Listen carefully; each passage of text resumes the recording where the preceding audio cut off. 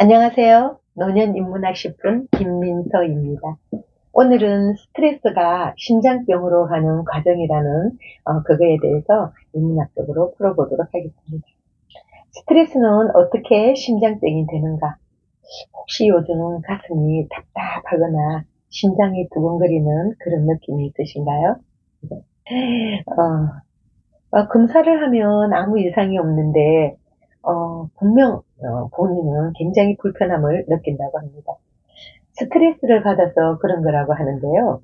스트레스는 느낌이 아니라 실제로 심장을 망가뜨리는 그런 한 요소라고 합니다.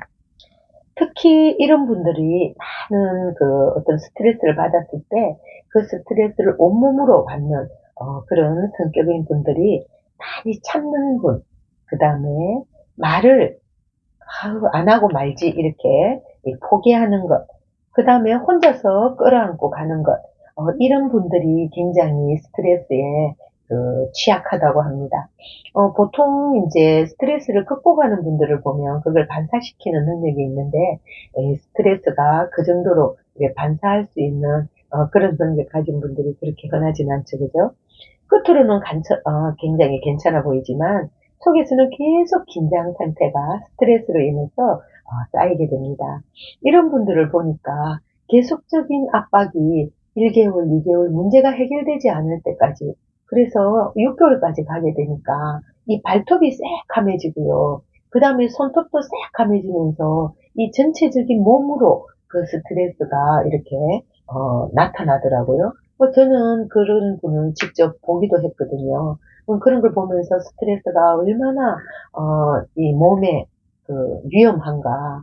그게 우리가 때리고 피가 나고 이런 문제가 아닌 또 다른 그런 어떤 몸의 신호가 아닌가 이런 생각을 해보았습니다.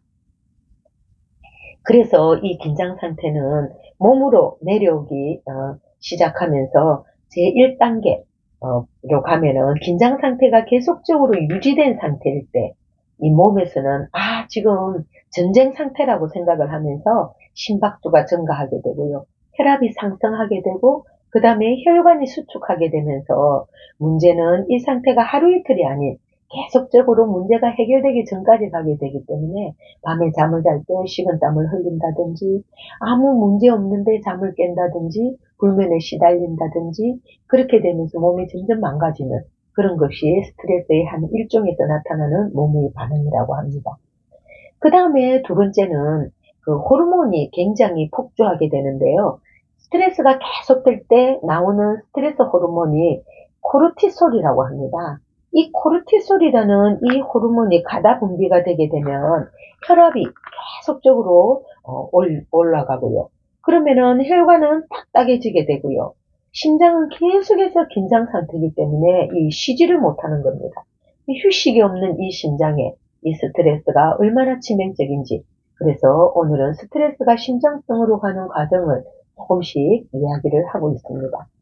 자, 이렇게 해서 3단계가 되면 이 혈관이 손상되게 되면서 이 상태가 오래 지속되면 혈관에 미세한 상처가 생기게 됩니다. 그래서 여기에서 콜레스테롤이 이제 상처에 콜레스테롤이 쌓이면서 동맥경화가 시작되고요. 이때부터 이미 몸이 망가지기 시작한다고 합니다. 그래서 스트레스는 받는 것이 아니고 반사시킬 수 있는 마음의 근육을 단단하게 하는 자기의 정신을 챙기는 그런 것도 같이 병행해 보면 어떨까 이런 생각을 해봅니다. 4단계가 되면 이 결정적인 순간이 오는데요. 어느 날 강한 스트레스가 한 번 더 이렇게 치게 되면은 혈압이 급상승하고요. 혈관이 수축하게 되고 그래서 혈류를 차단하게 되면서 심근경색이 오게 되고요. 스트레스성 심근증 같은 상태가 발생할 수 있습니다. 특히 그 감정을 억누르는 분들에게서 이런 일이 많이 나타나는데요. 우리가 스트레스를 받을 때는 이 감정을 이렇게 표현할 수 있는 그런 어떤 자기만의 그런 필사기도 있어야 되지 않을까 이런 생각을 해봅니다. 그래서 우리는 이 스트레스를 어떻게 극복해서 심장병으로부터 우리가 보호될 수 있는가. 그래서 심장병은 갑자기 오는 게 아니고 쌓여온 감정의 결과이기 때문에 이게 몸으로 나타나는 어떤 그 건강 상태의 적신호가 아닌 삶의 방식이 만들어내는 병일 수도 있다. 이렇게 접근이 되면은, 우리가 마음을 좀 바꾸고, 일체유심조, 그 다음에, 이 상황을 내가 벗어날 수 없으면 절개라는 옛날에 카피처럼, 스트레스를 자기가 어떻게 극복할 수 있는지 그 부분을 굉장히 억압받는, 그 다음에 참고 견디는 것이 아닌 조금 열어놓는 그런 방법에서 스트레스를 자기 스스로 해결하면 어떨까 이런 생각을 해봅니다. 그래서 건강을 지키는 방법은 이 단순하지는 않지만 그 다음에 이 건강을 지키기 위해서 우리가 운동도 하고 약도 먹고 좋은 음식을 먹고 좋은 공기를 마시고 좋은 사람을 만나서 서로 교감을 나누고 웃고 즐기는 이런 것들도 분명히 건강에 다 포함되고 있지만 이 스트레스를 받았을 때에는 감정을 풀고 그 다음에 이게 지금 내한테 올라오는 이 감정이 진짜 맞는가? 지금 내가 이 불안한 것이 진짜 상황에서 벌어지고 있는 현실 상황인가? 이런 걸 구별할 수 있는 어떤 힘, 그 다음에 통찰력, 그 다음에 관계를 정리하고 지금 나에게 스트레스를 주는 이게 무엇인가? 그것을 하고 그것을 딱 단절할 수 있는 힘, 그것도 굉장히 중요한 것 같고요.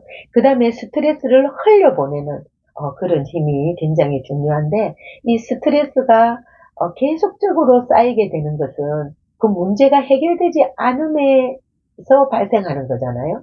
그러면은 사람에게서 받았을 때는 그 관계를 끊으면 되고요. 그 다음에 상황에서 왔을 때는 그 상황이 어떤 시간이 지나면 자연적으로 그 세월이 약이라고 하지 않습니까? 그런 식으로 조금 기다려주는 그런 여유도 있으면 좋겠습니다. 그래서 이 스트레스가 심장병으로 가는 것을 우리가 막을 때에는 스트레스를 흘려보내는 그 힘을 자기 스스로가 이렇게 개발해 보는 게 좋을 것 같습니다. 심장은 단순한 장기가 아닙니다. 당신이 살아온 방식이 그대로 새겨지는 곳이기 때문에 스트레스를 있는 그대로 받지 말고요. 그것을 반사시키는 자기 나름의 노하우를 만들어가는 것이 좋지 않을까 이런 생각을 해봅니다. 그래서 우리는 되도록이면 노년에 스트레스를 안 받고 사는 방법을 스스로가 터득할 때 건강을 지키고 건강한 노년, 즐거운 노년, 행복한 노년을 영위하지 않는가 이런 생각을 해봅니다. 자, 건강이 제일 중요한 노년의 힘입니다. 이 힘을 지키기 위해서는 우리가 정신을 지켜야 된다. 이런 생각을 하면서 좀 너그러운 마음, 기다려주는 마음, 그 다음에 이제 자기 스스로가 이겨낼 수 있는 힘, 이런 것들을 잘 이렇게 갖추기 위해서 책도 좀 보고, 신문도 좀 보고, 그 다음에 인문학이 무엇인가, 나를 지켜주는 이 힘은 무엇인가, 이런 거에 대해서 사색도 하고, 그러면서 자기의 마음을 매일매일 위로하면서 자기 마음에게 말을 걸고 위로하고 칭찬하고 자기 존엄을 지키기 위해서 자기 스스로가 노력하는 그런 멋진 노년을 맞이하는 게 어떨까 이런 생각을 해봅니다. 오늘은 스트레스가 심장병으로 가는 과정을 우리가 어떻게 차단하고 건강하게 살아갈 수 있는지 그 방법에 대해서 얘기해 보았습니다. 자, 여기까지입니다. 감사합니다.